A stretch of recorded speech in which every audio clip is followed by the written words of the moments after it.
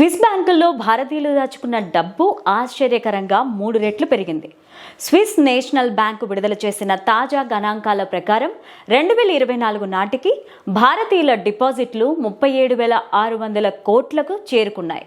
గతేడాది ఇది 1.4 billion Fronx వద్ద ఉండగా ఒక్క ఏడాదిలోనే 2.5 బిలియన్ ఫ్రాంక్స్ పెరగడం గమనించాలి.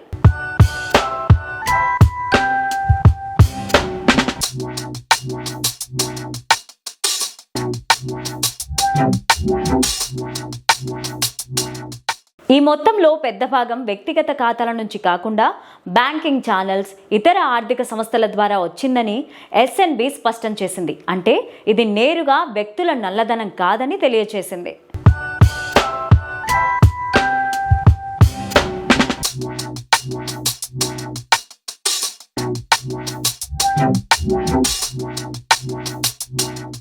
(2006లో స్విస్ బ్యాంకుల్లో భారతీయుల డబ్బు ఆల్ టైమ్ హైగా 6.5 బిలియన్ సిహెచ్ఎఫ్ నమోదు కాగా ఆ తర్వాతి సంవత్సరంలో ఈ మొత్తం క్రమంగా తగ్గింది.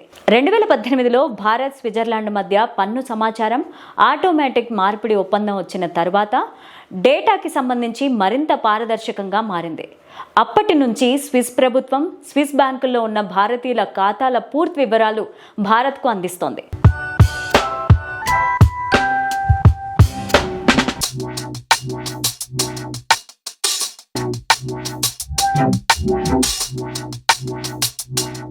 ప్రస్తుతం భారతీయ ఖాతాదారుల డైరెక్ట్ డిపాజిట్లు 346 బిలియన్ సిహెచ్ఎఫ్ దాకా ఉన్నాయి.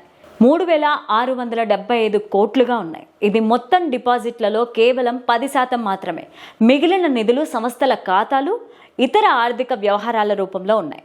ప్రపంచ ర్యాంకింగ్ ప్రపంచవ్యాప్తంగా స్విస్ బ్యాంకుల్లో నిధుల పరంగా భారత్ 48వ స్థానానికి చేరుకుంది. గతేడాది ఇది 67వ స్థానంలో ఉండగా 2022 చివరిలో 46వ ర్యాంకులో నిలిచింది. బ్రిటన్, అమెరికా, వెస్టిండీస్ టాప్లో కొనసాగుతున్నాయి. మన పొరుగు దేశాలైన పాకిస్తాన్, బంగ్లాదేశ్ కూడా గణనీయమైన డిపాజిట్లు కలిగి ఉన్నాయి.